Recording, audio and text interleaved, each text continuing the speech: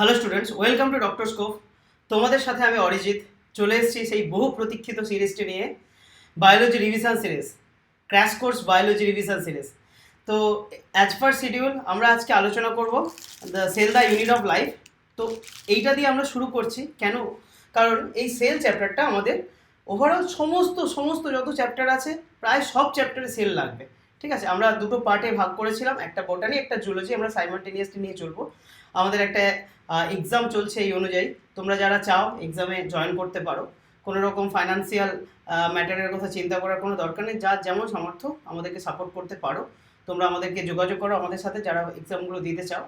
আমাদের ডিসক্রিপশানে phone number দেওয়া আছে, তোমরা অবশ্যই সেখানে হোয়াটসঅ্যাপ করো। যাই হোক, আজকে আমরা শুরু করছি cell the unit of life. আর তোমরা যদি মনে করে থাকো এটা রিভিশন সিরিজ মানে সব কিছু ছেড়ে টেড়ে দেওয়া হয়েছে, কিচ্ছু ছাড়া হয়নি।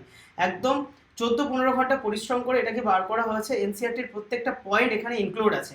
একদম চিন্তা করার দরকার নেই। যারা এতদিন কিচ্ছু পড়োনি তারা চুপচাপ চোখ বন্ধ করে এই সিরিজটি ফলো করো, তারা বায়োলজিতে একটা সার্টেন জায়গা পর্যন্ত উঠে যাবে। যারা নেট দিচ্ছ, যারা জেন পাস দিচ্ছ, যারা মেডিকেল রিলেটেড, বায়োলজি রিলেটেড যে কোনো এক্সাম আইজার দিচ্ছ, সবার কিন্তু কাজে লাগবে। সবাই চোখ বন্ধ করে ফলো করো, খুব ভালো হবে, এইটুকু আমার গ্যারান্টি। একটা আজকের লেকচারটা করে দেখো, যদি তোমাদের মনে হয় যেখানে কিছু বাদ গেছে তখন তোমরা আমাকে বলো। বলা যাবে এই লেকচারটা দুটো পার্টে আমরা ভাগ করেছি কিছু টেকনিক্যাল কারণের জন্য। আমরা কিন্তু এটাকে মার্চ করে কালকে আবার ওয়ান শটে আপলোড করবো। আজকে আলাদা আলাদাভাবে যাবে, এটা একটা, কালকে একটা যাবে, দুটো পার্ট। আর এটাকে মার্চ করে আমরা আবার আপলোড করবো ওয়ান শটে। যাই হোক, আমরা মোটামুটি 35 দিনের মধ্যে সিলেবাস শেষ করার প্ল্যানিং করছি। এবং এই সেলের মতো চ্যাপ্টারকে আমরা 2 থেকে 2.5 ঘন্টার মধ্যে খুব সব কিছু দিয়ে সাম আপ করে দেওয়ার চেষ্টা করেছি। এরপরে তোমাদের কাজ থাকবে একটা যে কোনো বই নেবে, সেটার টপ টু বটম যত কোশ্চেন আছে করবে, এবং করার মতো তোমরা ক্যাপেবল হয়ে যাবে। এরপরে পিওয়াইকিউগুলো করা, ব্যাস, তারপরে এক্সামগুলো দেওয়া। কোনো অসুবিধা নেই, তোমরা খুব ভালো রেজাল্ট করবে, এটা আমার গ্যারান্টি। যারা পড়াশোনা করেছো এতদিন, তারা রিভিশনের জন্য অবশ্যই এটা আমি রেফার করছি, রিভিশনের জন্য এটা দেখো। আর যারা কিচ্ছু করোনি তাদের জন্য খুব ইম্পর্টেন্ট। আর শেষে একটাই কথা বলবো, তোমরা যাদের ভালো লাগছে, যাদের মনে হচ্ছে আমাদের এফোর্টটা তাদের কাজে লাগছে, তারা একটু কাইন্ডলি আমাদের এই সিরিজটাকে একটু শেয়ার করো, একটু কমেন্ট করো, লাইক করো। আমাদের ওখান থেকে একটু মোটিভেশন পাবো। আমাদের একদম নতুন চ্যানেল। যাই হোক, তোমাদের রিকোয়েস্টে আমরা এটাকে ফ্রি করে দিয়েছি। বিভিন্ন জায়গা থেকে ফোন এসেছিলো। যাই হোক, তারা জয়েন করতে চেয়েছিল ক্র্যাশ কোর্সটা, কিন্তু আমরা এটাকে সবার সুবিধার্থে ফ্রি করে দিয়েছি। তো আমরা শুরু করি cell the unit of life. আচ্ছা, আমরা জানি সেল হচ্ছে আমাদের কোনো জড় পদার্থে সেল থাকতে পারে না। সেল হচ্ছে আমাদের যারা জীব তাদের থাকে। ঠিক আছে, এটা একটা জীবের ডিফাইনিং ফিচার্স। জীবকে সংজ্ঞায়িত করা যায় সেল দিয়ে। ঠিক আছে, প্রথম চ্যাপ্টারে আমরা পড়েছিলাম সেই মেটাবলিজম, সেলুলার অর্গানাইজেশন আর কনসিয়াসনেস হচ্ছে ডিফাইনিং ফিচার্স। এগুলো দিয়ে জীবকে ডিফাইন করা যায়। কোনো জড় পদার্থে থাকে না এগুলো। আর গ্রোথ অ্যান্ড রিপ্রোডাকশন, এটা আমরা পড়েছিলাম, আমাদের চ্যানেলে ভিডিও পড়ে রয়েছে, তোমরা গিয়ে দেখতে পারো। যাই হোক, তো এই যে আমরা যে কোনো জীব, তাদের কি সেল থাকবেই, এটা আমরা বুঝলাম। সেল হচ্ছে ডিফাইনিং ফিচার্স, সংজ্ঞায়িত করা যায়। তো অর্গানিজম কত ধরনের হতে পারে? একটা হচ্ছে ইউনিসেলুলার, এককোষী, একটা হচ্ছে মাল্টিসেলুলার, বহুকোষী। তো এককোষী অর্গানিজম যেমন কারা? আমরা সবাই জানি অ্যামিবা। এককোষী মানেই অ্যামিবা আমাদের চোখের সামনে সবসময় আমরা মুখে মুখে বলে থাকি। তো ব্যাকটেরিয়া, অ্যামিবা, এরা হচ্ছে এককোষী অর্গানিজম। বহুকোষী মানুষ, মাংকি, গরু, ছাগল সব বহুকোষী। ঠিক আছে, বিভিন্ন গাছপালা বড় বড় যে আছে সব বহুকোষী। যাই হোক, তো এককোষী যারা অর্গানিজম, তাদের কিন্তু ওই একটাই কোষ থাকে। একটা কোষের মধ্যে তাদের রেচন, জনন, যা যা হয়, রেসপিরেশন, সব কিছু একটা সেলের মধ্যে হয়। তাদের খুব কমপ্লেক্স, মানে তাদের মানে বিহেভিয়ারটা খুব কমপ্লেক্স হয়। ঠিক আছে, তারা একটা সেলের মধ্যে যে দেখো ক্যাপেবল অফ ইন্ডিপেন্ডেন্ট এক্সিস্টেন্স, মানে ইন্ডিপেন্ডেন্টলি তারা স্বাধীনভাবে এই একটা সেলেই বেঁচে থাকতে পারে। আর ওই একটা সেলে capable of perform all essential function. ঠিক আছে, তো এই হচ্ছে ব্যাপার। আমরা আচ্ছা, এবার সেল বলতে আমি একটু ধারণাটা দিয়ে দিই বেসিক। ঠিক আছে, সেল দেখো, আমাদের যে বাড়ি বানাই আমরা মোটামুটি সবাই জানি বাড়ি তৈরি হয় কি ইট দিয়ে। ঠিক আছে, এক একটা ইট যোগ করে করে একটা বড় বাড়ি তৈরি হয়। ঠিক আছে, ঠিক তেমনভাবেই আমাদের অনেক সেল, অনেক অনেক মানে মিলিয়ন, বিলিয়ন, ট্রিলিয়ন সেল দিয়ে আমাদের একটা বডি তৈরি হয়। ঠিক আছে, হাজার হাজার, লক্ষ লক্ষ, কোটি কোটি, মানে মিলিয়ন, বিলিয়ন, ট্রিলিয়ন। ঠিক আছে, এত সেল দিয়ে আমাদের একটা বডি তৈরি হয়। তো এটা হচ্ছে মাল্টি সেলুলার অর্গানিজমের ক্ষেত্রে। এর ইউনিসেলুলার অর্গানিজম একটাই থাকে। ঠিক আছে, সেল। তো যাই হোক, তো সেল আমাদের যে মানে মানুষের বডির কথা বলে, আমাদের lakh lakh, million, billion, trillion sell আছে। ঠিক আছে, সেল আমরা এই যে এক্ষুনি দেখবো, দেখো, anything less than a complete cell can't live independently. একটা কমপ্লিট সেলের নিচে কেউ ইন্ডিপেন্ডেন্টলি স্বাধীনভাবে বেঁচে থাকতে পারে না। যেমন ভাইরাস যদি বলি, ভাইরাস কিন্তু ইন্ডিপেন্ডেন্টলি বেঁচে থাকতে পারে না, তার বেঁচে থাকার জন্য কোনো দেহ প্রয়োজন, জীবদেহ প্রয়োজন, ঠিক আছে। সেই জন্য ভাইরাসকে জীবজ্বরের মধ্যবর্তী পর্যায়ের বস্তুও বলা হয়, ঠিক আছে। যখন তারা একটা জীবের মধ্যে যাচ্ছে তখন কিন্তু তারা রেপ্লিকেট করতে পারছে, বাইরে যখন পরিবেশে থাকে তারা কিন্তু রেপ্লিকেট করতে পারে না, ঠিক আছে। তাহলে একটা সেল হওয়ার জন্য ন্যূনতম কী কী ক্রাইটেরিয়া লাগে না, আমাদের জানি একটা এরকম সেল মেমব্রেন থাকে, পর্দা, তার মাঝখানে কিছু লিকুইড থাকে যেটাকে আমরা সাইটোপ্লাজম বলি, তার ভেতরে জেনেটিক মেটেরিয়াল থাকে। এটা ন্যূনতম একটা সেল হওয়ার জন্য ক্রাইটেরিয়া, ঠিক আছে। তো আমরা সেলকে কি বলি? Structural and functional unit of life. Cell is the fundamental unit of life, structural and functional unit of life. আমরা আমাদের গঠনও তৈরি করছে সেল দিয়ে, এবং বিভিন্ন যে কাজ হচ্ছে, যে বিভিন্ন আমরা কথা বলছি, শ্বাসকার্য করছি, আমাদের হৃৎপিণ্ড কাজ করছে, সব কি সেল। আমরা কি জানি? সেল থেকে সেলগুলো, অনেক সেল একসাথে মিলে টিস্যু তৈরি করে, আবার অনেক টিস্যু একসাথে মিলে অর্গান, এই অনেকগুলো অর্গান একসাথে কোঅর্ডিনেট মিলে অর্গানিজম, বডি তৈরি করে। যাই হোক, তাহলে ফাংশনও আমাদের কাজ করছে, মানে একটা সেল কার্যগত একক, ঠিক আছে, আর গঠনগত, সেই সেল দিয়েই গঠন তৈরি হচ্ছে। আর কাজ, এই যে আমরা শ্বাসকার্য করছি, এটা একটা কাজ। তো তাহলে এই কাজটা করার জন্য দেখো, একটা সেল অনেকগুলো সেল মিলে একটা টিস্যু তৈরি করছে, আবার অনেকগুলো টিস্যু মিলে একটা অর্গান তৈরি করছে। সাপোজ আমাদের অনেকগুলো টিস্যু মিলে ওদের রেসপিরেটরি অর্গান তৈরি করছে, ঠিক আছে। তাহলে সেল দিয়ে তো সেটা মানে বেসিক ইউনিটটা তো সেল তার। তাহলে ফাংশনাল কাজ করছি, যে শ্বাসকার্য করছি বা যে কোনো কাজ করছি, সেটা ফাংশনাল, কার্যকরী এবং গঠনমূলক। গঠনগত মানে আমাদের যে বডি তৈরি হচ্ছে অনেক অনেক lakh lakh million billion trillion sell দিয়ে তৈরি হচ্ছে। তাহলে স্ট্রাকচারাল, গঠনগত এবং কার্যগত একক, ঠিক আছে। এগুলো সব বেসিক জিনিস। এবার আমরা সবাই জানি আমাদের রবার্ট হুক বলে একজন স্যার ছিলেন, ঠিক আছে, যিনি ওই বসে বসে একটা কর্কের মধ্যে দেখছিল, ওই লেন্স দিয়ে দেখছিল যে তার মধ্যে এরকম ছোটো কুঠি কুঠি মৌমাছির কুঠির মধ্যে দেখতে পাচ্ছিল। তো সেগুলোকে থেকে প্রথম সেল, ঠিক আছে, প্রথম সেল নাম মানে আবিষ্কার করেছিল কে? Robert Hooke. ডেড সেল, কর্কের সেল থেকে ডেড সেল আবিষ্কার করেছিল। প্রথম লিভিং সেলকে আবিষ্কার করেছিল না অ্যান্টন ভন লিউয়েনহুক, বা এভি লিউয়েনহুক আমরা বলি, ডিসকভার্ড লাইফ সেল। আর এরপরে রবার্ট ব্রাউন নিউক্লিয়াস আবিষ্কার করেছিল কত? 1831। গুরুত্বপূর্ণ সালটা 1831। আচ্ছা, এরপরে আমাদের বিশেষ একটা জায়গা থাকে, ইলেকট্রন মাইক্রোস্কোপ। দেখো, আমরা সেল তো আমাদের, দেখো বডি এত বড় একটা বডি, এর মধ্যে মিলিয়ন বিলিয়ন ট্রিলিয়ন সেল থাকে। তাহলে এখানে একটুখানি চিমটি কাটলাম, আমার মুখের মধ্যে হয়তো সেল উঠে চলে আসছে একটুখানি জোর করে চিমটি কাটলে। তাহলে সেলকে আমরা খালি চোখে দেখতে পর্যন্ত পাচ্ছি না, ঠিক আছে। তাহলে এটা দেখার জন্য বিশেষ যন্ত্র লাগবে। যখন ইলেকট্রন অনুবীক্ষণ যন্ত্র বা ইলেকট্রন মাইক্রোস্কোপ আবিষ্কার হলো, তো কত 1950 সালে, তারপরে কিন্তু সেলের ডিটেল স্ট্রাকচারগুলো আমরা কিন্তু পেলাম। Detail of cell like cell membrane, ribosome. এরপরে ওই সিঙ্গার অ্যান্ড নিকলসন 1972 খ্রিস্টাব্দে ফ্লুইড মোজাইক মডেল দিয়েছিল, সেগুলো সব আমরা দেখবো, ঠিক আছে। এরপরে আমরা বেসিক ডিসকভারিগুলো জানলাম। এরপরে আমরা যাবো কোথায়? সেল থিওরি, ঠিক আছে। দেখো, অনেক মানুষ, অনেক বিজ্ঞানীরা সেল সম্পর্কে অনেক কথা বলেছে তার আগে, কিন্তু সেলের যে থিওরি মেন দিয়েছিল, যেটা ওয়াইডলি অ্যাকসেপ্টেড সেল থিওরি, প্রথম কে দিয়েছিল না একজন জার্মান বোটানিস্ট। এগুলো কিন্তু ইম্পর্টেন্ট, এগুলো কিন্তু এক্সামে মানে অলরেডি এসেছে, ঠিক আছে।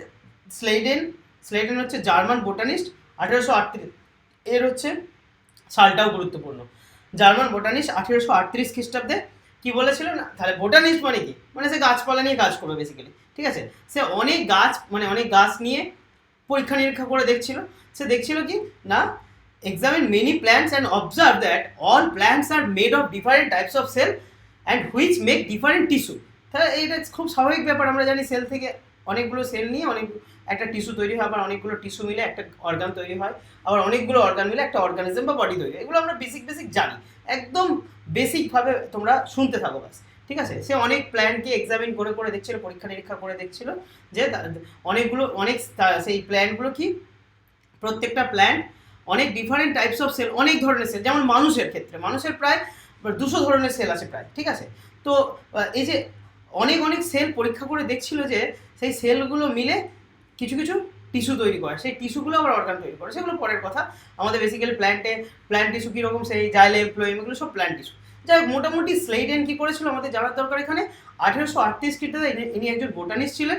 ইনি অনেক প্ল্যান্টকে অবজার্ভ করেছিলেন এবং পরীক্ষা নিরীক্ষা করে দেখেছিলেন যে আমাদের এই যে প্ল্যান্টগুলো অনেক সেল দিয়ে তৈরি, এবং ওই সেলগুলো অনেকগুলো সেল মিলে একটা করে টিস্যু তৈরি করে, অনেকগুলো সেল নিয়ে একটা জাইলেম তৈরি করছে, অনেকগুলো সেল নিয়ে একটা ফ্লোয়েম তৈরি করছে, ব্যাস এইটুকু, ঠিক আছে। এরপর সোয়ান, তিনি হচ্ছেন ব্রিটিশ জুলজিস্ট মানে তার প্রাণী টাণী নিয়ে কাজকর্ম। ঠিক 1 বছর পরে 1838 সালে জার্মান বোটানিস্ট স্লেইডেন কি করেছিল না প্ল্যান্ট মানে অনেক প্ল্যান্টকে পরীক্ষা নিরীক্ষা করেছিল, অবজার্ভ করেছিল। আর ব্রিটিশ জুলজিস্ট কি করছে, তাহলে এ তো জুলজিস্ট নিশ্চয়ই, তাহলে এর কাজটা হবে কি অ্যানিমেলদের নিয়ে। তো ইনি দেখলেন যে মানে আমাদের যে অ্যানিমেল সেল আছে তার বাইরে একটা একটা সারাউন্ডিং স্ট্রাকচার আছে, তাকে বলেছিল কি সেল মেমব্রেন, ঠিক আছে।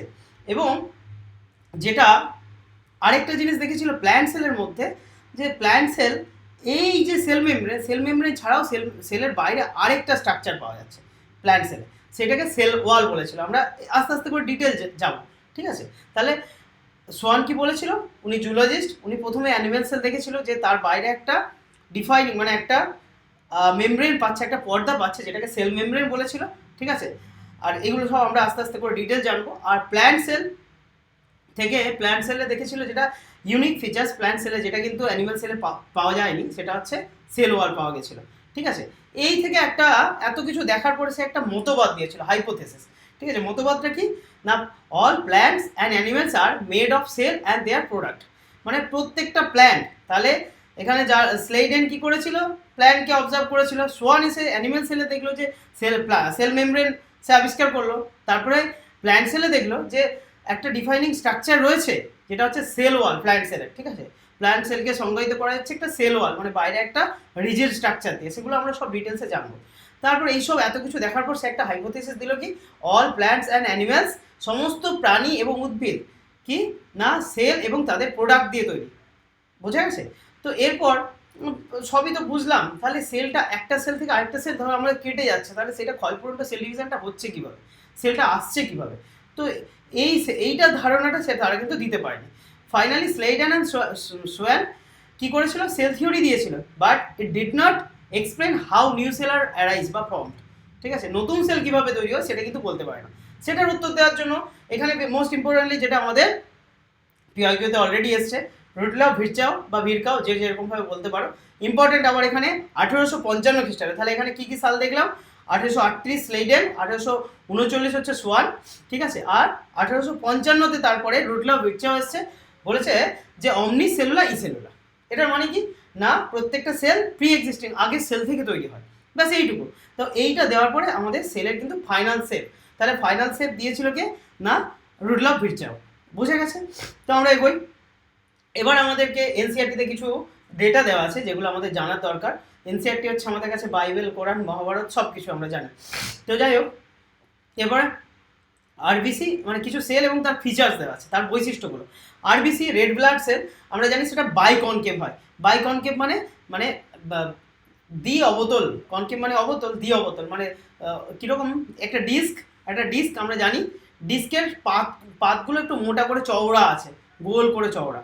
যেমন ধরো তোমরা কি খেয়েছো এরকম টাইপের, ভেলপুরি খেয়েছো, ভেলপুরির যেরকম সাইডগুলো চওড়া থাকে, তার মাঝখানটা ভেলপুরি ফাঁকা থাকে, শুধুমাত্র মাঝখানটা এটা একটা পাতলা আবরণী থাকবে, মানে সেলটা মাঝখানটা কিন্তু ফাঁকা থাকবে না, মাঝখানটা কিছু থাকবে, সাইডগুলো চওড়া, মাঝখানটা, এটা হচ্ছে বাইকনকেভ সেল, ঠিক আছে।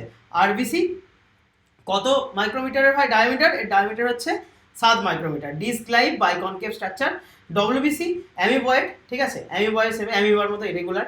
কলামনার সেল, কলামের মতো, একটা কলামের মতো, যেগুলো আমরা পরের দিন আগে নেক্সট মানে যে ডেট আছে আমাদের অ্যানিমেল টিস্যু, সেখানে আমরা এগুলো পড়বো। কলামনার সেল একটা কলামের মতো, ঠিক আছে। লং অ্যান্ড ন্যারো, খুব পাতলা হয়, লং হয়। Nerve cell branch and long, nerve cell হচ্ছে অনেক বড় বড় বড় বড় হয়। তারপর হচ্ছে কি mesophyll cell round and oval, round হতে পারে, আবার কি ডিম্বাকৃতি হতে পারে। মেসোফিল সেল পাতায় থাকে, মেসোফিল সেল। টিপিক্যাল আদর্শ ইউক্যারিওটিক সেলের দৈর্ঘ্য প্রায় 10 থেকে 20 মাইক্রোমিটার হয়। টিপিক্যাল প্রোক্যারিওটিক এর থেকে দেখো 10 টাইমস ছোট, 1 থেকে 2 মাইক্রোমিটার। ব্যাকটেরিয়াল সেল কি একটা প্রোক্যারিওটিক সেল, তার মোটামুটি 3 থেকে 5 মাইক্রোমিটার ডায়ামিটার হয়। এগুলো একটু মনে রাখতে হবে তোমাদেরকে, ঠিক আছে, একটু লজিক্যালি ভাবলেই মনে রয়ে যাবে, ঠিক আছে। এরপর হচ্ছে মাইক্রোপ্লাজমাকে বলা হয় সব থেকে ছোট অর্গানিজম, ঠিক আছে। এর লেন্থ দেখো 0.3 মাইক্রোমিটার। খুব ইন্টারেস্টিংলি পিপিএল হচ্ছে প্লিউরো নিউমোনিয়া লাইক অর্গানিজম। এই পিপিএল হচ্ছে এক রকমের মাইক্রোপ্লাজমা, কিন্তু এটার যে সাইজটা দিয়েছে দেখো মাইক্রোপ্লাজমা লেন্থ দিয়েছে এনসিআরটি 0.3 মাইক্রোমিটার, কিন্তু লেন্থ আর সাইজ কীরকম, লেন্থ মানে লম্বা, সাইজ মানে ওভারঅল তার যে ভলিউমটা অকুপাই করছে সেরকম ধরতে পারো, সেটা হচ্ছে সাইজ। পিপিএল ওর সাইজ মানে মাইক্রোপ্লাজমারই এক প্রকার সাইজ বলেছে, পিপিএলও এক প্রকার মাইক্রোপ্লাজমা, তার সাইজ 0.1 মাইক্রোমিটার, ঠিক আছে। তো লেন্থ আর সাইজ। আর হচ্ছে এরপরে ভাইরাস। ভাইরাস হচ্ছে আমাদের খুব ছোট, ভাইরাস হচ্ছে 0.2 থেকে 0.2 মাইক্রোমিটার, খুবই ছোট। আর আমরা জানি উট পাখির ডিম হচ্ছে সব থেকে বড় সেল, লার্জেস্ট সেল। তো এগুলো আমাদেরকে একটু মনে রাখতে হবে, কিছু করার নেই। এরপর আমরা যাবো কি বিভিন্ন ধরনের যে আদর্শ সেলগুলো, টাইপ সেল বলি যেগুলোকে, যেমন ধরো আমরা প্রাণী সেলকে দেখবো একটা। প্রাণী সেলকে দেখার জন্য আমরা আদর্শ কি প্রাণী সেল পাই, আমরা ল্যাবে হয়তো টেস্টও করেছি, এখান থেকে হিউম্যান চিক সেল থেকে ওই স্লাইড দিয়ে আমরা একটু সেল নিয়ে সেটাকে দেখি তার মধ্যে কী কী আছে। আর টিপিক্যাল মানে ইজিলি যেটা পেয়ে যাই।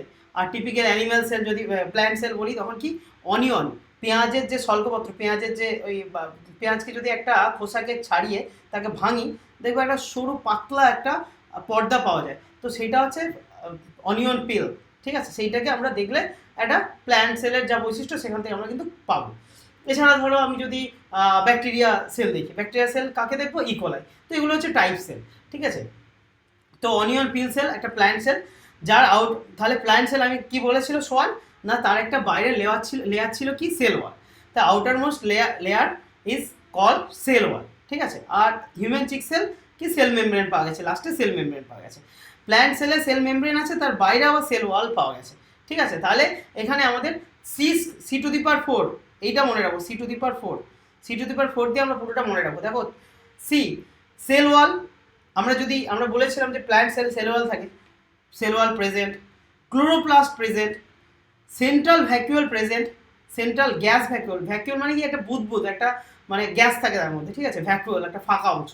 সেন্ট্রিওল অ্যাবসেন্ট এখানে, তাহলে এখানে বাকি সবগুলো অ্যাবসেন্ট অ্যানিম্যাল সেলে, শুধু কি সেন্ট্রিওল বা সেন্ট্রোজোম প্রেজেন্ট, বোঝা গেছে। আর এই যে একটা প্ল্যান্ট সেলের সেন্ট্রাল যে গ্যাস ভ্যাকুয়াল, সেটা প্রায় 90% ভলিউম, 90% আয়তন দখল করে থাকে একটা সেলে, বোঝা গেছে কি বলতে চাইছি।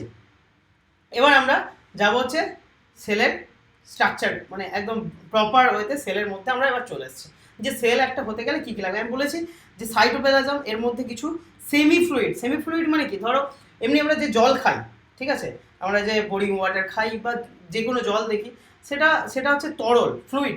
আর এর সাথে যদি কিছু ধরো আমি খাচ্ছি, কোনো ফ্রুটি খাচ্ছি, ঠিক আছে, কোনো ড্রিঙ্কস খাচ্ছি বিভিন্ন ধরনের, সেগুলো কি সেমি ফ্লুইড, ওর মধ্যে আরও অনেক কিছু পার্টিকেল আছে সেরকম ধরনের। এখানে আমাদের যে সেলগুলো, সেলের ভেতরে তো কি ribosome, endoplasmic reticulum, Golgi body etcetera থাকে। তাহলে এখানে কিন্তু এত কিছু মিশে থাকার জন্য একটা সেমি ফ্লুইড নেচার হয়, ঠিক আছে। একটা সেল, ঠিক আছে, সেলের মিনিমাম, এটা যদি প্ল্যান্ট সেল হয় তার বাইরে একটা সেল ওয়াল থাকবে, যদি অ্যানিম্যালস হয় শুধুমাত্র প্লাজমা মেমব্রেন থাকবে। এছাড়া একটা জেনেটিক মেটেরিয়াল, এটা দেখো একটা ইউক্যারিওটিক সেল দেখানো আছে। ইউক্যারিওটিক কেন না, ইউক্যারিওটিক আর প্রোক্যারিওটিক, ইউক্যারিওটিক শব্দের অর্থ যারা ওয়েল ডিফাইন্ড নিউক্লিয়াস আছে, ক্যারিয়ন শব্দের অর্থ নিউক্লিয়াস, আর প্রোক্যারিওট মানে আদি নিউক্লিয়াস যুক্ত, যাদের বাইরে কোনো, প্রোক্যারিওটিক সেলে কোনো বাইরে মেমব্রেন নেই, ঠিক আছে, মেমব্রেন লেস অর্গানিজম থাকে। আর ইউক্যারিওটিক সেলে মেমব্রেন, ডবল মেমব্রেন থাকবে, সেগুলো আমরা আস্তে আস্তে করে জানবো, ঠিক আছে। তাহলে এটা আমরা যেহেতু আমরা দেখতে পাচ্ছি যে আমাদের জেনেটিক মেটেরিয়ালের বাইরে একটা পর্দা রয়েছে, মেমব্রেন রয়েছে, তাহলে এটা কিন্তু আমরা ডিফাইন করতে পারি না এটা হচ্ছে একটা ইউক্যারিওটিক সেল। যাই হোক, আমি জাস্ট বেসিক একটা বলছি, এটা একটা সেল হলে সেলের বাইরে যদি প্ল্যান্ট সেল হয় একটা সেল ওয়াল থাকবে, তার ভেতরে থাকবে সেল মেমব্রেন, আর এখানে সেমি ফ্লুইড একটা সেমি ফ্লুইড নেচার লিকুইড থাকবে একটা, সেটাকে বলবো সাইটোপ্লাজম, ঠিক আছে। তো সাইটোপ্লাজমের মধ্যেই সব কিছু থাকে বেসিক্যালি, ঠিক আছে। এটা সেমি ফ্লুইড, এটা পুরো সেলের যে ভলিউম, পুরো ভলিউম জুড়ে কিন্তু থাকে, ঠিক আছে। আর এখানেই এটা হচ্ছে মেন অ্যারিনা, এনসিইআরটির ভাষা হচ্ছে main arena of cellular activities.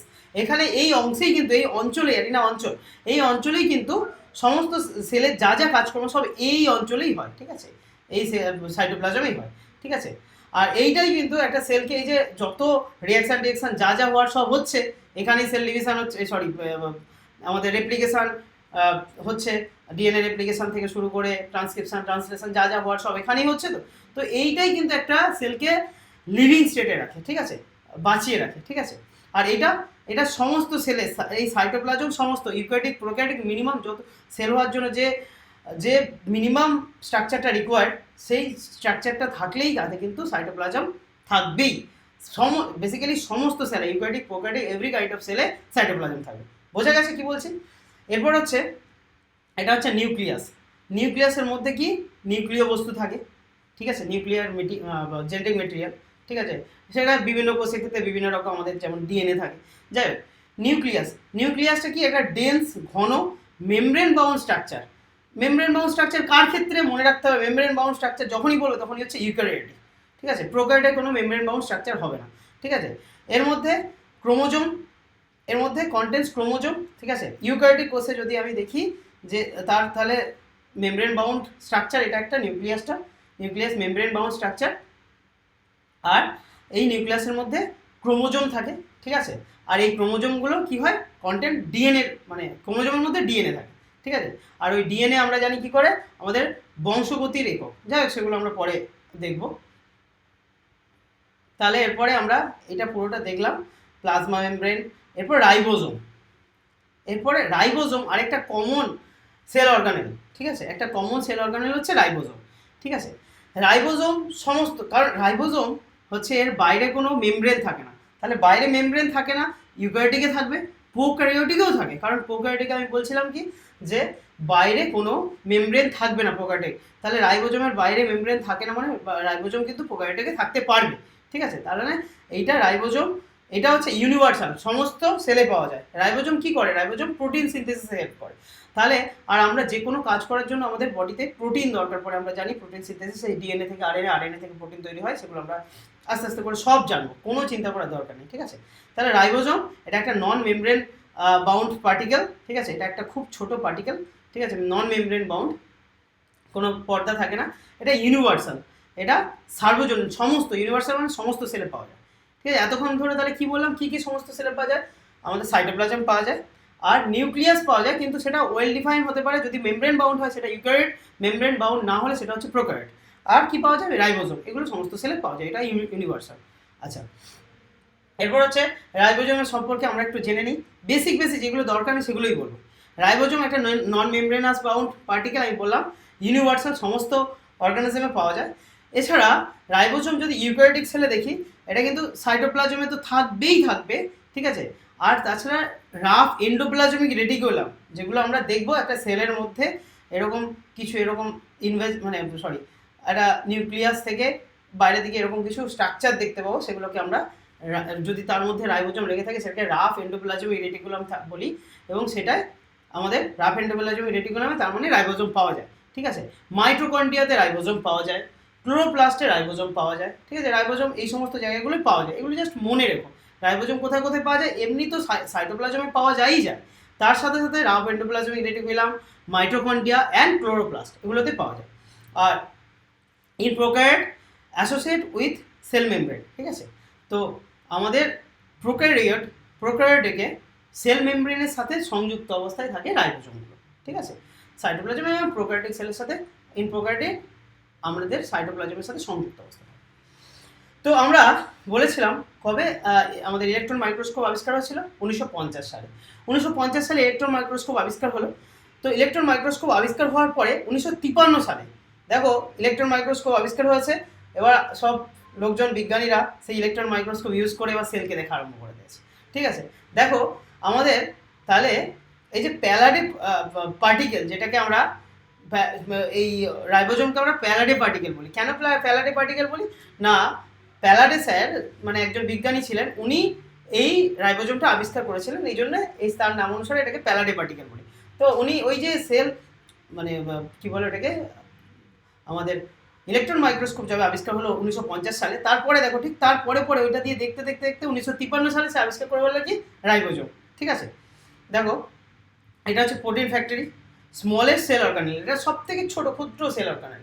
আচ্ছা, এবার আমরা একটা দেখো প্রোটিন সিনথেসিসে হেল্প করে আমরা বলছিলাম, আমরা জানি কি ডিএনএ থেকে আরএনএ তৈরি হয়, আরএনএ থেকে প্রোটিন তৈরি হয়, ডিএনএ থেকে আরএনএ তৈরিকে বলি আমরা কি ট্রান্সক্রিপশন, আরএনএ থেকে প্রোটিনকে বলি ট্রান্সলেশন, ঠিক আছে। তো এইটা একটা এমআরএনএ, ডিএনএ থেকে আরএনএ তৈরি হলো, এই এমআরএনএতে রাইবোজোম এইভাবে বাইন্ড করে থাকে, রাইবোজোমের দুটো সাব ইউনিট থাকে, এইভাবে বাইন্ড করে থাকে, ঠিক আছে। এমআরএনএ থেকে প্রোটিন তৈরি হবে, ঠিক আছে। তো রাইবোজোমে এইভাবে কি লেগে থাকবে না, রাইবোজোমগুলো লেগে থাকবে এমআরএনএতে, এটাকে আমরা পলিরাইবোজোম বা পলিজোম বলি, ঠিক আছে। অনেকগুলো রাইবোজোম একটা এমআরএনএর সাথে যুক্ত থাকে, ঠিক আছে। তো রাইবোজোম, এবার প্রোটিন তৈরি কিভাবে হবে সেগুলো বললাম, ডিএনএ থেকে আরএনএ, আরএনএ থেকে প্রোটিন তৈরি হয়। এবার এই যে রাইবোজোমগুলো কী দিয়ে তৈরি সেটাও আমাদের জানতে হবে। রাইবোজোমগুলো কী দিয়ে তৈরি না, আমরা বললাম কি এমআরএনএর সাথে, এমআরএনএ মেসেঞ্জার আরএনএ, যেটা বার্তাবহ আরএনএ, যেটা ডিএনএ থেকে এমআরএনএ তৈরি হয়, ঠিক আছে। আর তার সাথে তার উপরে গিয়ে যদি এই রাইবোজোমগুলো লাগে তাহলে তৈরি হবে প্রোটিন। রাইবোজোমগুলো কী দিয়ে তৈরি, রাইবোজোমগুলোও এক প্রকার আরএনএ, ঠিক আছে। আর আরএনএ, রাইবোজোমাল আরএনএ বলি সেটাকে, ঠিক আছে। আর আরএনএ আর কিছু প্রোটিন দিয়ে রাইবোজোমগুলো তৈরি। এবার এই যে রাইবোজোম দু ধরনের হয়, একটা হচ্ছে 70S আর একটা হচ্ছে 80S। 70S বা 70S, এস মানে কি স্বেদবার ইউনিট বা সেডিমেন্টেশন কোএফিসিয়েন্ট। এখানে হচ্ছে একই রকম, স্বেদবার্গ একজন বিজ্ঞানী নাম অনুসারে এটা কিন্তু স্বেদবার্গ ইউনিট বলছি, আর সেডিমেন্টেশন কোএফিসিয়েন্ট, সেডিমেন্টেশন মানে থিতিয়ে পড়া, ঠিক আছে। আচ্ছা, এই যে দুটো সাব ইউনিট আমি বললাম, এই যে ওপরে একটা সাব ইউনিট, নিচে একটা সাব ইউনিট, বেসিক্যালি দেখো তোমরা যদি মানে নর্মাল অ্যালজেব্রিক অ্যাডিশন করো, তোমাদের কিন্তু ওই 50 + 30, যেটা কিন্তু 80 হচ্ছে, ঠিক আছে। 50 + 30 80 হচ্ছে, কিন্তু আমাদের রাইবোজোমটা কি করছে না 70S প্রকৃতির আমরা বলছি, ঠিক আছে। দেখো 50 + 30 যেটা আমরা 70S, এর মানে কি 80 আমরা নর্মাল অ্যালজেব্রিক সাম করলে কিন্তু আমরা বলছি 70S। কেন বলছি না, এই যে দুটো সাব ইউনিট, ধরো এটা একটা বড় সাব ইউনিট এরকম থাকে, আর একটা ছোট সাব ইউনিট এইভাবে থাকে। দেখো এইটা, এই সাইজটা দেখো আমাদের ছোট হয়ে গেছে, মানে একটা অপরের মধ্যে ঢুকে আছে। বেসিক্যালি সেডিমেন্টেশন কোএফিসিয়েন্ট বলতে যেটা বোঝায় আমি তোমাকে বলে দিই, তৃতীয় পড়া। তৃতীয় পড়া মানে কি, ধরো আমি যদি আলাদা আলাদা দুটো, ধরো 50S আর 30S যদি কোনো জায়গায় কোনো তরলের মধ্যে আমরা ফেলি, দেখবে 50 একটু ভারী হওয়ার জন্য একটু নিচের দিকে থাকবে, 30Sটা একটু উপরের দিকে থাকবে।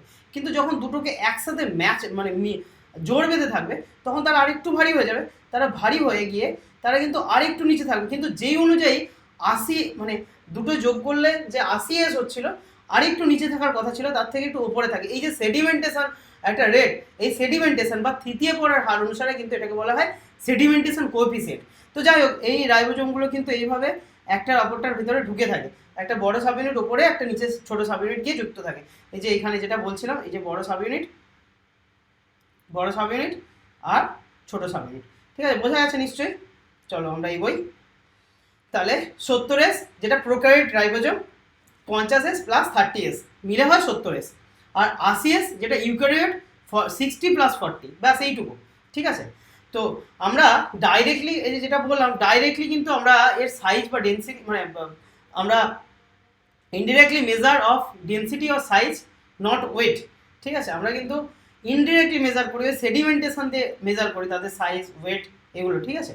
তো এটা বুঝতেই পেরেছি, থিতিয়ে পড়ার প্রবণতা দিয়ে ডাইরেক্টলি আমরা এটাকে স্কেল দিয়ে মাপতে পারি না, ঠিক আছে। তাহলে রাইবোজোম মাপবো কীভাবে না, সেডিমেন্টেশন তার থিতিয়ে পড়ার হার অনুযায়ী, ঠিক আছে, থিতিয়ে পড়া অনুযায়ী। তো 50S + 30S মিলে 70S প্রোক্যারিওটিকের যেটা হয়, আর ইউক্যারিওটিকের কী হয় 60S + 40S, বোঝা গেছে। তো এবার আমরা প্রোক্যারিওটিক সেলে ঢুকবো। তাহলে আমরা সেল দু ধরনের দেখলাম এতক্ষণ পরে, আমরা প্রোক্যারিওটিকে চলে এসেছি প্রোক্যারিওটিক সেল। তো বেসিক্যালি আমরা টিপিক্যাল প্রোক্যারিওটিক সেল বলতে যেটা বুঝি ব্যাকটেরিয়াল সেলকে প্রোক্যারিওটিক সেল বলি। এছাড়াও blue green algae, VGA, mycoplasma যেটা সবথেকে স্মলেস্ট অর্গানিজম আমরা জানি, পিপিএলও মাইক্রোপ্লাজমারই একটা রূপ, প্লিউরো নিউমোনিয়া লাইক অর্গানিজম, ঠিক আছে। তো মাইক্রোপ্লাজমা, পিপিএলও, এনসিআরটির কিন্তু মানে ওই ভাষাগুলো ধরতে হবে। পিপিএলও বলা আছে সাইজ, আর মাইক্রোপ্লাজমার দৈর্ঘ্য দেওয়া আছে, ঠিক আছে। ধরো একটা মানে এরকম তোমাদের কনফিউজ হয়ে যেতে পারো, ধরো একটা সরু সুতো এত লম্বা, ঠিক আছে, তাহলে তার সাইজটা অনেকটা বড়, এই লেন্থটা অনেকটা বড়, কিন্তু সেটাকে মানে তাতে যদি এইটুকু ছোট্ট করে গুটিয়ে নিই সেই সুতোটাকে, তার ভলিউমটা কিন্তু একটু ছোট্ট হয়ে যাবে, সাইজ তার অনেক কম হয়ে যাবে। দেখো এখানে পিপিএলও তার সাইজ বলা আছে 0.1 মাইক্রোমিটার, কিন্তু মাইক্রোপ্লাজমার সাইজ হচ্ছে 0.3 মাইক্রোমিটার, ঠিক আছে। তাহলে এটা কিন্তু লেন্থ বলা আছে, আর এই দুটোই কিন্তু মাইক্রোপ্লাজমার, পিপিএলও মাইক্রোপ্লাজমারই একটা মানে ভাগ, ঠিক আছে। তো এটা সাইজ বলা আছে, এগুলো কিন্তু গুরুত্ব দিয়ে দেখতে হবে, এগুলো কিন্তু এনসিআরটির খুব গুরুত্বপূর্ণ কথা। যাই হোক, এবারে আমাদের যে প্রোক্যারিওটিক সেল দেখছিলাম কী কী হয়, টিপিক্যাল প্রোক্যারিওটিক সেল হচ্ছে ব্যাকটেরিয়া সেল, এছাড়া ব্লু গ্রিন অ্যালগি, মাইক্রোপ্লাজমা, পিপিএলও এগুলো আছে, ঠিক আছে। তাহলে আমরা একটু দেখে নিই প্রোক্যারিওটিক সেলের মধ্যে আর কী কী থাকে, একটুখানি আমরা দেখে নিই। তো প্রথমত একটা সেল ওয়াল থাকে প্রোক্যারিওটিক সেলে, আমরা সেটা দেখলাম।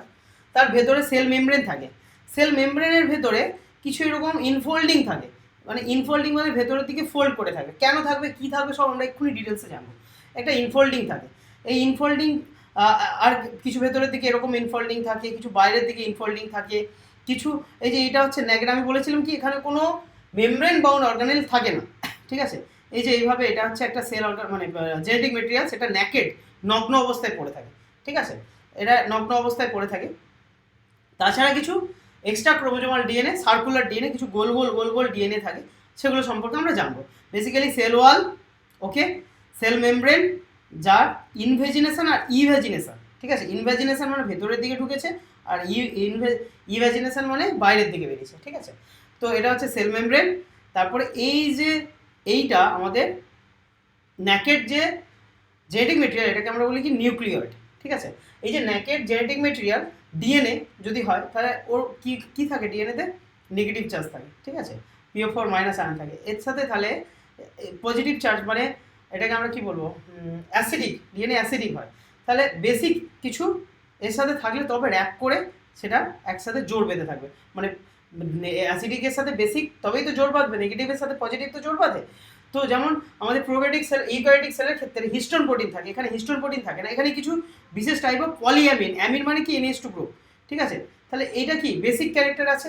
তো এই অ্যাসিডের সাথে, অ্যাসিডিক নেচারের সাথে ডিএনএর বেসিক এর সাথে র্যাপ করে থাকে, কিন্তু এটা এরকমভাবে নিউক্লিয়ারটা তৈরি করে, ন্যাকেড জেনেটিক মেটেরিয়ালটা তৈরি করে। এছাড়া এগুলো হচ্ছে প্লাজমিড বলি আমরা, এক্সট্রা ক্রোমোজোমাল সার্কুলার ডিএনএ। তাছাড়া কিছু ইভ্যাজিনেশন, যেটাকে ফ্ল্যাজেলা বলি, ঠিক আছে।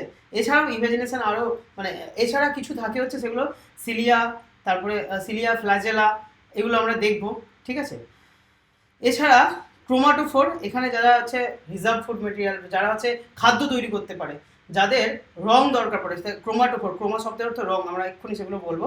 আর এখানে কিছু মানে এই যে এই ইনভ্যাজিনেশনগুলো দেখো ল্যামেলি, যেটা মানে র্যান্ডম স্ট্রাকচার, আর কিছু টিউবিউলের মতো স্ট্রাকচার থাকে, টিউবিউল বলছি, আর বেসিক্যালি এগুলো সবই বেসিক্যালি মেসোজোম, ঠিক আছে। আমরা এবার ডিটেলসে আলোচনা করছি, ঠিক আছে। এই প্রোক্যারিওটিক সেল খুব ছোট হয়, খুব, আর এরা খুব তাড়াতাড়ি ডিভাইড করে। যেমন একটা হিউম্যান সেল, আমাদের সেল ডিভাইড করতে কত সময় লাগে, 24 ঘন্টা আমরা জানি। আবার একটা প্রোক্যারিওটিক সেল মানে ধরো ব্যাকটেরিয়াল সেল, যেন ইকোলাই সেল ডিভাইড করতে কত সময় লাগে, 20 মিনিট, ঠিক আছে, মানে কত তাড়াতাড়ি ডিভাইড করে। যাই হোক, এবার দেখো আমরা একটুখানি এইখানটা বোঝার চেষ্টা করবো, খুব মানে এ করে লেখা, আগেরটা আমি ওই জন্য বড় করে লিখে দিয়েছি কোনটা কি, এখানে আমি সেটাকে শর্ট করছি। দেখো এই যে এগুলো বলছিলাম, এই যে ল্যামেলি যেটা ইরেগুলার স্ট্রাকচার, টিউবুলের মতো স্ট্রাকচার, ভেসেল, ভেসেল মানে কলসির মতো স্ট্রাকচার, ভেসিকেল, এই সবগুলো মিলে আমরা কি বলছিলাম, মেসোজোম, ঠিক আছে। আচ্ছা, এই ইনফোল্ডিংগুলো কেন হয়, এই এরকম ফোল্ড কেন করছে ভেতরের দিকে, না সারফেস এরিয়া বাড়ানোর জন্য। ধরো একটা তার যদি হয়, একটা দড়ি, ঠিক আছে, দড়ি এরকম লম্বা করে যদি গোল করি, ঠিক আছে, দড়িটা কত বড় হচ্ছে, কিন্তু দড়িটাকে যদি এই ছোটো জায়গায় বড়টাকে রাখতে হয়, তাহলে কি আমরা এরকম ছোটো ছোটো পাক দিয়ে এরকম ইনফোল্ডিং করে রাখলে ছোটো জায়গায় অনেকটা দড়ি আমরা রাখতে পারবো। বেসিক্যালি তার সারফেস এরিয়া, তার পৃষ্ঠতলটা তো কমে গেল না, তার তো এই এত বড় পৃষ্ঠতলটা ছিল, সেই বড় পৃষ্ঠতলটাই শুধু বাঁকিয়ে রেখেছে। তাহলে এখানে কিন্তু পৃষ্ঠতল, সারফেস এরিয়াটা অনেক বেড়ে যায় এই যে ইনভেজিনেশনের জন্য, ঠিক আছে। মেসোজোমের কাজ কি, মেসোজোম বেসিক্যালি আমাদের সেল ওয়াল ফর্মেশন করতে, যে এই সেল মেমব্রেন কী করে, তারপর সেল ওয়াল তৈরি করে, সেল ওয়াল তৈরিতে সাহায্য করে। ডিএনএ রেপ্লিকেশন কীরকম হয়, এই যে ধরো এটা নিউক্লিয়েট বা এখানে জেনেটিক মেটেরিয়াল যেটা জেনোফোর বলছে, ঠিক আছে। তো এইটার এই যে এরকম ধরো একটা টিউবওয়েল এইভাবে ভেতরের দিকে ঢুকে গেল, ঠিক আছে, এইভাবে ভেতরের দিকে ঢুকে গেল ডিএনএ পর্যন্ত, ঠিক আছে, টিউবওয়েল যে মেসোজোম একটা ভেতর পর্যন্ত ঢুকে গেল। এবার এরা যখন আমাদের এই যে জেনেটিক মেটেরিয়াল নিউক্লিয়েটটা ডিভাইড করবে, এরা জোর করে ডিভাইড করবে, বেসিক্যালি মেসোজোম এরা কিন্তু জোর করে ডিভাইড করে, এই যে ডিএনএ রেপ্লিকেট করতে সাহায্য করে, ঠিক আছে, ডিএনএ রেপ্লিকেট করে, আবার দুটো মাঝখান দিয়ে গিয়ে দুদিকে ভেঙে দিচ্ছে, ডিস্ট্রিবিউশন করতে সাহায্য করে। এছাড়া রেসপিরেশন, যেহেতু সারফেস এরিয়া বেড়ে যাচ্ছে এরকমভাবে ইনফোল্ডিং হওয়ার জন্য, তাহলে সারফেস এরিয়া বেশি হওয়ার জন্য তাদের রেসপিরেশনের হারটাও বাড়বে। ছোটো এইটুকু জায়গা যদি থাকতো তাদের রেসপিরেশন কম হতো, বেসিক্যালি রেসপিরেশন করতে সাহায্য করে, সারফেস এরিয়া বেড়ে যাওয়ার জন্য তাদের রেসপিরেশনের হারটাও বাড়ে। এছাড়া আর বাকি যে কাজ, সিক্রেশন, এই সেল থেকে বাইরে কিছু বার করতে হবে, সেই সিক্রেশন সব এইগুলোই করে, ঠিক আছে, বোঝা গেছে মোটামুটি। তাহলে এই যে ল্যামেলি, টিউবিউল, ভেসিকেল, এগুলো এই যে বিভিন্ন ধরনের স্ট্রাকচার, এগুলো কিন্তু শুধু একটা জায়গায় আমি দেখেছি পুরো সেল জুড়েই থাকে কম বেশি, ঠিক আছে, মেসোজোম, বোঝা গেছে। এরপর দেখো ক্রোম্যাটোফোর, এই যে একটা ইনভ্যাজিনেশন একটা আছে, এটাকে ক্রোমাটোফোর, যে বিশেষ করে যারা খাদ্য তৈরি করে, যেমন ব্লু গ্রিন অ্যালগি, তাদের কিছু পিগমেন্ট বা কিছু রং থাকে, মানে যেগুলো ওই যে আমরা জানি আমাদের ক্লোরোফিল ক্লোরোফিল থাকে সবুজ সবুজ, যেগুলো আমরা জানি, তার ক্রোমাটোফোর কাদের থাকবে, যারা খাদ্য তৈরি করে, যেমন বিজিএ ব্লু গ্রিন অ্যালগি, যারা বেসিক্যালি ফটোসিনথেসিস করতে পারে। Got it? ঠিক আছে। এরপর হচ্ছে বাইরের দিকে যে ইমাজিনেশনটা, ঠিক আছে, এটা হচ্ছে ফ্লাজেলা। ফ্লাজেলা বলছিলাম, ফ্লাজেলা কি, তাহলে এখানে আরেকটুখানি গুরুত্ব দিতে হবে। ফ্লাজেলার পরে সিরিয়া যা বলছি সেগুলো। ফ্লাজেলাটা কি? ফ্লাজেলা হচ্ছে এক্সটেনশন, বাইরের দিকে বেরোচ্ছে, এক্সটেনশন অফ সেল মেমব্রেন। দেখো সেল মেমব্রেনের extension, extension of cell membrane from cell wall. দেখো সেল ওয়াল থেকে বেরোচ্ছে এটা, of cell membrane from cell wall. এটা কি? সেল মেমব্রেনের, অফ মানে কি র, এর সেল মেমব্রেনের এক্সটেনশন, সেল ওয়াল থেকে বেরোচ্ছে, of cell membrane from cell wall. ঠিক আছে। এই ফ্লাজেলার যে অংশগুলো থাকে, এখানে একটা বেস, এখানে বেস থাকে, ঠিক আছে, বেসাল বডি যাকে বলি, ঠিক আছে, বেসাল বডি, এখানে একটা বেস থাকে, বেসাল বডি। তাছাড়া এইটাকে বলি ফিলামেন্ট, ফিলামেন্ট, ঠিক আছে, এখানটাকে বলি ফিলামেন্ট। আর এর সঙ্গে যে যুক্ত করছে সেটাকে বলছে হুক। ফিলামেন্টটা লংগেস্ট হয়, আর বেসাল বডি ভেতরে থাকে একদম বেসে। ঠিক আছে, এইগুলো আমরা কিন্তু একটু একটু ডিটেলসে পড়বো আমাদের যখন ইউক্যারিওটিক পড়বো, পরে এগুলো আর একটু ভালো করে পড়বো। এরপর হচ্ছে যে এক্সট্রা ক্রোমোজোমাল ডিএনএ যেগুলো বলছিলাম, সেগুলোকে কি বলছি না, প্লাজমিড বলছে। প্লাজমিড, এগুলো আমরা বায়োটেকনোলজিতে আরও ভালো করে জানবো। প্লাজমিডটা কি না, এক্সট্রা ক্রোমোজোমাল ডিএনএ। এইটা একটা ডিএনএ, ঠিক আছে, এটা একটা ক্রোমোজোম, ঠিক আছে, তাছাড়া এক্সট্রা এক্সট্রা করে আরেকটা ক্রোমোজোমাল ডিএনএর বাইরে এক্সট্রা ক্রোমোজোমাল ডিএনএ, ঠিক আছে, এক্সট্রা ক্রোমোজোমাল ডাবল স্ট্যান্ডেড, এই যে দুটো স্ট্যান্ড দেখো, আর সার্কুলার গোল গোল ডিএনএ, এটাকে কি বলছি না, প্লাজমিড। ঠিক আছে। এরা কি করতে পারে, নিজেরা নিজেরা রেপ্লিকেট করতে পারে, নিজেরা কিন্তু নিজেদের ক্ষমতা থাকে নিজেরা রেপ্লিকেট করার, একে অপরের প্রতি মানে নিজের নিজের প্রত্যেকে প্রতিলিপি তৈরি করতে পারে, রেপ্লিকেট করতে পারে। ঠিক আছে। আর এর মধ্যে একটা বিশেষ ক্যারেক্টার থাকে, সেটা হচ্ছে কি অ্যান্টিবায়োটিক রেজিস্ট্যান্সিভ। এই অ্যান্টিবায়োটিক রেজিস্ট্যান্সিভটা কি না, অ্যান্টিবায়োটিক রেজিস্ট্যান্সিভ হচ্ছে, আমি তোমাদেরকে আগে বলেছিলাম, মানে হয়তো শুনেছো তোমরা, কেউ কেউ যারা আমার এই ক্লাসগুলো অ্যাটেন্ড করো তারা তো শুনেইছো, আমাদের যে অ্যান্টিবায়োটিক, অ্যান্টি মানে কি বিরোধী, বায়োটিক মানে ব্যাকটেরিয়ার বিরুদ্ধে, ব্যাকটেরিয়ার বিরুদ্ধে কাজ করে। ঠিক আছে। এই যে আমরা বিভিন্ন শরীর খারাপ টারাপ হলে অ্যান্টিবায়োটিকগুলো খাই, অপারেশন হলে অ্যান্টিবায়োটিকগুলো খাই। আমাদের এই যে আমরা পড়েছি হয়তো লিভিং ওয়ার্ল্ডে, যে মানে ব্যাকটেরিয়া এমন একটা অর্গানিজম যেটা সমস্ত জায়গায় হার্স হ্যাবিটেটে খুব কঠিন পরিস্থিতিতে বেঁচে থাকতে পারে, এক্সট্রিমোফিলস। যাই হোক, তো এই যে ব্যাকটেরিয়াগুলো সমস্ত জায়গায় আমাদের শরীরেও ঢুকে যাচ্ছে, বিভিন্ন জায়গা পৃথিবীর আছে শরীরের মধ্যে ঢুকে, তারা কিন্তু ইনফেকশন করে দিতে পারে, এবং সেই জন্য আমাদেরকে ব্যাকটেরিয়ার বিরুদ্ধে যারা কাজ করে সেরকম অ্যান্টিবায়োটিক কিছু খেতে হয়। এবার এই যে ব্যাকটেরিয়াগুলো, এর মধ্যে এই extra chromosomal double standard circular ডিএনএগুলোর মধ্যে একটা অ্যান্টিবায়োটিক রেজিস্ট্যান্স প্রপার্টি থাকে। মানে অ্যান্টিবায়োটিক কী করে না, ব্যাকটেরিয়ার বিরুদ্ধে, ব্যাকটেরিয়ার বিষ এক প্রকার, তার বিরুদ্ধে কাজ করে অ্যান্টিবায়োটিক। ঠিক আছে, মানে ব্যাকটেরিয়ার বিরুদ্ধে অ্যান্টিবায়োটিক কাজ করে। ঠিক আছে। আর এই যে প্লাজমিডগুলো এই অ্যান্টিবায়োটিকের বিরুদ্ধে কাজ করে, যেমন অ্যান্টিবায়োটিক ক্লোরামফেনিকল, তারপরে ধরো তোমার বিভিন্ন গ্রুপের টেট্রাসাইক্লিন গ্রুপের অ্যান্টিবায়োটিক রয়েছে। তো এই টেট্রাসাইক্লিন গ্রুপের অ্যান্টিবায়োটিকের রেজিস্ট্যান্সিভ, যদি এই এটা প্লাজমিডটা, তারা ওই যে ব্যাকটেরিয়াটা, ঠিক আছে, ওই ব্যাকটেরিয়াটা যেটা ধরো একটা ব্যাকটেরিয়া, ঠিক আছে, যেটাকে আমি টেট্রাসাইক্লিন দিয়ে মেরে ফেলতে পারতাম। ঠিক আছে, তার মানে কি ওই টেট্রাসাইক্লিনটা অ্যান্টিবায়োটিক, ব্যাকটেরিয়ার এগেনস্টে কাজ করছে, ব্যাকটেরিয়ার বিরুদ্ধে কাজ করছে। কিন্তু দেখা গেছে কিছু কিছু ব্যাকটেরিয়া ওই টেট্রাসাইক্লিন, মানে কিছু কিছু ব্যাকটেরিয়াকে ওই টেট্রাসাইক্লিনটা মারতে পারছে না, তার মধ্যে এই এক্সট্রা ক্রোমোজোমাল সার্কুলার ডিএনএ কিছু প্রেজেন্ট আছে। এবার বিভিন্ন প্লাজমিড বিভিন্ন ধরনের হয়, পিভিআর 322 আমরা পড়েছি খুব ভালো করে। যাই হোক, বিভিন্ন ধরনের প্লাজমিড হয়। ধরো এই প্লাজমিডটা ওই টেট্রাসাইক্লিন অ্যান্টিবায়োটিকটার বিরুদ্ধে কাজ করে, সেই রেজিস্ট্যান্স করে, ওই অ্যান্টিবায়োটিকটাকে, এই ব্যাকটেরিয়াকে মারতে দেবে না, এই যে প্রপার্টিটা কার রয়েছে। বেসিক্যালি এটা একটুখানি আমি বেশি করে বললাম, একদম চিন্তা করার দরকার নেই, আমি শুধু এইটুকুই বললাম প্লাজমিডটা কী করে না, এটা হচ্ছে একটা extra chromosomal circular double standard circular DNA. এটা রেপ্লিকেট, নিজের প্রতিলিপি নিজে তৈরি করতে পারে, রেপ্লিকেট ইন্ডিপেন্ডেন্টলি। এদের একটা নিজেদের নিজস্ব একটা ফিনোটাইপিক ক্যারেক্টার রয়েছে, নিজস্ব একটা গঠন রয়েছে। ঠিক আছে, ফিনোটাইপ মানে কি বাহ্যিক বৈশিষ্ট্য, বাহ্যিক যেটা আমরা দেখতে পাই। আর এদের মানে এই ক্যারেক্টার যে ফিনোটাইপিক যেটা বৈশিষ্ট্য, সেটা আমরা কি দেখতে পাই না, অ্যান্টিবায়োটিক রেজিস্ট্যান্সের, অ্যান্টিবায়োটিকের বিরুদ্ধে কাজ করে। ঠিক আছে, অ্যান্টিবায়োটিকের কাজ কি, ব্যাকটেরিয়াকে মারা, আর এই ব্যাকটেরিয়াকে মারতে দেবে না এই এক্সট্রা ক্রোমোজোমাল সার্কুলার ডিএনএগুলো।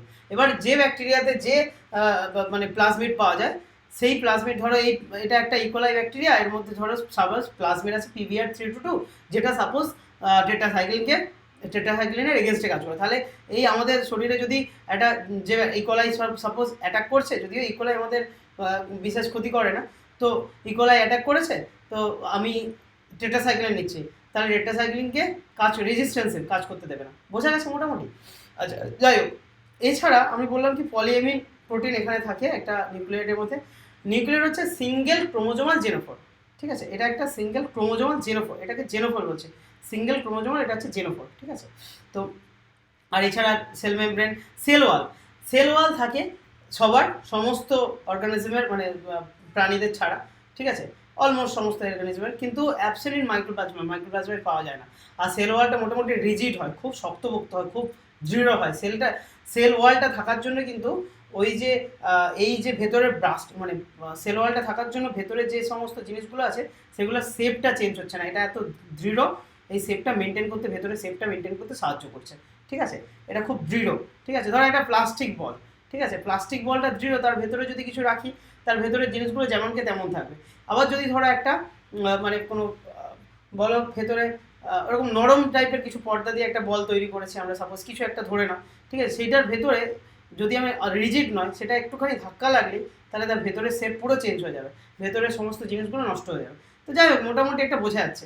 এখান থেকে আমরা কী জানলাম? মেসোজোম জানলাম, ইনফোল্ডিং, ইনভ্যাজিনেশন অফ সেল মেমব্রেন, ক্রোমাটোফোর জানলাম, যে যারা খাদ্য তৈরি করতে পারে, যেমন কন্টেন্ট পিগমেন্ট, যেমন VGA, blue green algae, cyanobacteria, যারা ফটোসিনথেসিস করতে পারে, খাদ্য তৈরি করতে পারে, তাদের থাকে ক্রোমাটোফোর।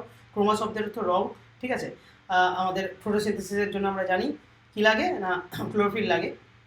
এছাড়া ফ্ল্যাজেলা হচ্ছে আমাদের সেল মেমব্রেনের থেকে বেরোচ্ছে, সেল মেমব্রেনের থেকে বেরোচ্ছে, cell membrane of cell membrane, extension of cell membrane, cell মেমব্রেনের এক্সটেনশন, আর বেরোচ্ছে হচ্ছে সেল ওয়ালের থেকে, ঠিক আছে? আর এই তিনটে পার্ট হচ্ছে বেসাল বডি, হুক আর ফিলামেন্ট। আর তারপরে আমরা প্লাজমিড দেখলাম, প্লাজমিডের তিনটে ক্যারেক্টারিস্টিক ভালো করে তোমরা মনে রাখবে। Extra chromosomal double stranded circular DNA, এটা নিজে রেপ্লিকেট করার ক্ষমতা আছে। আর কি না, অ্যান্টিবায়োটিক রেজিস্ট্যান্সিভ প্রপার্টি রয়েছে, এই আর কিছু না। এছাড়া নিউক্লিয়েট, যার মধ্যে কিছু প্রোটিন থাকে, পলিঅ্যামিন প্রোটিন বলছি, যেটা বেসিক প্রোটিন থাকে তার সাথে, ঠিক আছে? সেল ওয়াল তার বাইরে থাকে, সেল ওয়াল করে রিজিড হয়, আর সেল ওয়ালটা মাইক্রোপ্লাজমায় অ্যাবসেন্ট হয়, ঠিক আছে? এটা গেল। এরপর আমরা, আচ্ছা, এর মধ্যে আর কিছু, এই যে আমরা দেখছিলাম এখানটায় এই যে ইনক্লুশন বডি থাকে, এর মধ্যে কিছু ইনক্লুশন বডি থাকে, ঠিক আছে? এই যে এখানে আমরা দেখিয়েছিলাম ইনক্লুশন বডি, কিছু ইনক্লুশন বডি মানে কি না, ইনক্লুশন বডি যারা স্টোর করে রাখে রিজার্ভ মেটেরিয়াল, ফুড মেটেরিয়াল বা রিজার্ভ মেটেরিয়াল, ঠিক আছে? এইগুলো মেমব্রেনলেস, এদের কোনো মেমব্রেন থাকে না। তাহলে মেমব্রেন থাকে না, তার মানে প্রোক্যারিওটিকে থাকতে পারবে, এরা কোনো অসুবিধা নেই। প্রোক্যারিওটিকে মেমব্রেনলেস সেল অর্গানেল থাকতে পারে, মেমব্রেন যুক্ত কোনো, ডাবল হোক সিঙ্গেল হোক, মেমব্রেন যুক্ত কোনো সেল অর্গানেল থাকতে পারবে না। এইগুলো কী কী আছে? ফসফেট গ্র্যানিউল, ফসফেটের কিছু কণা, সাইনোফাইসিয়ান গ্র্যানিউল, যেগুলো নীল টাইপের দেখতে, গ্লাইকোজেন গ্র্যানিউল। এছাড়া কি ইনক্লুশন বডিগুলো gas vacuole in blue green and purple green bacteria, ঠিক আছে? কিছু ব্লু গ্রিন এবং পার্পেল গ্রিন যে ব্যাকটেরিয়াগুলো থাকে, তাদের একটা গ্যাস ভ্যাকুয়াল, কিছুই না, গ্যাস ভ্যাকুয়াল কীরকম না, একটা মানে বুদবুদ আমরা দেখেছি, জাস্ট একটা ফ্যানার বুদবুদ যেরকম হয়, সেরকম বুদবুদ একটা, তার মধ্যে শুধু গ্যাস থাকবে আর কিছু না, তাতে কোনো কিছু থাকবে না, শুধু একটা গ্যাসের মানে একটা বুদবুদ টাইপের, ঠিক আছে? আদার সারফেস স্ট্রাকচার, কিছু আর কি স্ট্রাকচার, যেমন আমরা কি পড়লাম ওখানে না, আমরা ফ্ল্যাজেলা পড়লাম। ফ্ল্যাজেলা কি, আমাদের সেল মেমব্রেনের থেকে বেরোয়, সেল মেমব্রেনের এক্সটেনশন আর সেল ওয়ালের থেকে বেরোচ্ছে, ঠিক আছে? সেল ওয়ালের থেকে বাইরে বেরোচ্ছে, সেল মেমব্রেনের এক্সটেনশন সেল ওয়ালের থেকে বাইরে বেরোচ্ছে, ঠিক আছে? এছাড়া আর কি পাওয়া যায়, যেমন পিলিন প্রোটিন দিয়ে তৈরি, ঠিক আছে? পিলিন প্রোটিন দিয়ে তৈরি। এটা কি কনজুগেশন হেল্প করে, এটা টিউবিউলার স্ট্রাকচার, টিউবিউল মানে টিউবের মতো স্ট্রাকচার, এটা কনজুগেশনে হেল্প করে। কনজুগেশন কি, এখানে কোশ্চেন আসবে, কনজুগেশন মানে হচ্ছে আমাদের ব্যাকটেরিয়া যেভাবে কী করে না, এটা একটা মানে এটা সেক্স প্লাস সিউডোসেক্সুয়াল রিপ্রোডাকশন আমরা বলতে পারি না। এরা কী করে না, এই যে পিলিন প্রোটিনগুলো একটা টিউবিউলের মতো দেখতে, টিউবিউলার স্ট্রাকচার, এরা একে অপরের মানে জেনেটিক মেটেরিয়ালটা এই মধ্যে একে অপরের মধ্যে জেনেটিক মেটেরিয়ালটা আদান প্রদান করে, ঠিক আছে? এইগুলো আবার আমাদের ডিটেলসে জানা যায় অনেক কিছু, আমাদের কিছুটা আছে, আমরা পড়বো সেটা। তো মোটামুটি কনজুগেশন একটা মানে সিউডো সেক্সুয়াল রিপ্রোডাকশন আমরা বলতে পারি ব্যাকটেরিয়া, ঠিক আছে। তাছাড়া ফিমরি থাকে।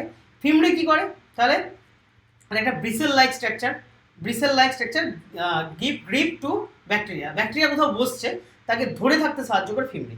তাহলে আমরা কি জানলাম, ফ্ল্যাজেলা কি করে, ফ্ল্যাজেলা হচ্ছে আমাদের এক্সটেনশন বেরোচ্ছে, ঠিক আছে, ওটা বিভিন্ন রকম চলাফেরায় সাহায্য করে, ঠিক আছে। ফিমরি কিন্তু চলাফেরায় সাহায্য করবে না, এটা কি ব্রিসেল লাইক স্ট্রাকচার, ঠিক আছে, এরকম ছোটো ছোটো ব্রিসেল লাইক স্ট্রাকচার, আর এরা গ্রিপ করতে কোথাও বসছে তাকে ধরে রাখতে সাহায্য করবে। আর পিলি কি করে, পিলি তাহলে আমাদের দেখো তিনটেই সারফেস স্ট্রাকচার। ফ্ল্যাজেলা কি করছে না বিভিন্ন জায়গায় চলাফেরা করতে সাহায্য করছে। ফিমরি কি করছে, ফিমরি করছে হচ্ছে আমাদের ব্যাকটেরিয়ার গ্রিপ, বিভিন্ন ব্যাকটেরিয়া গ্রিপ কোথাও বসতে ধরে থাকতে সাহায্য করছে। ফ্ল্যাজেলা, ফিমরি আর পিলি কি করছে না কনজুগেশনে হেল্প করছে, ঠিক আছে, তার রিপ্রোডাকশানে হেল্প করছে, ঠিক আছে। আর এছাড়া কি আমরা পড়লাম, আমরা ইনক্লুশন বডি পড়লাম, রিজার্ভ ফুড মেটেরিয়াল যেগুলো, ঠিক আছে। তো মোটামুটি আমাদের ব্যাকটেরিয়া, আর এরপর আর কি জানবো, 4 ধরনের ব্যাকটেরিয়া আমাদের থাকে, 4 ধরনের শেপের ব্যাকটেরিয়া। এক হচ্ছে কক্কাস, মানে রাউন্ড শেপ, আমরা ছোটোবেলা থেকে পড়েছি গোল গোল যে ব্যাকটেরিয়া তাদেরকে কক্কাস বলি, ঠিক আছে। ব্যাসিলাস রডের মতো দেখতে, ঠিক আছে। স্পাইরালাম স্পাইরাল দেখতে, ঠিক আছে। আর ভিব্রিও কমাসেট, ঠিক আছে, কমাসেট এরকম। তো এগুলো তোমরা পারলে একটুখানি তোমরা পড়ো, এইগুলো মনে রেখো একটা করে উদাহরণ, ঠিক আছে। এরপর সেল মেমব্রেন, সেল এনভেলপ, ঠিক আছে, আমাদের লাস্ট টপিক সেল এনভেলপ আজকে আমরা দেখবো। তারপর নেক্সট পার্টে দেখবো আমরা ইউক্যারিওটিক সেলটা। সেল এনভেলপ, দেখো সেল এনভেলপ মানে কি, সেলের বাইরের যে স্ট্রাকচারগুলোকেই সেল এনভেলপ বলছে, ঠিক আছে।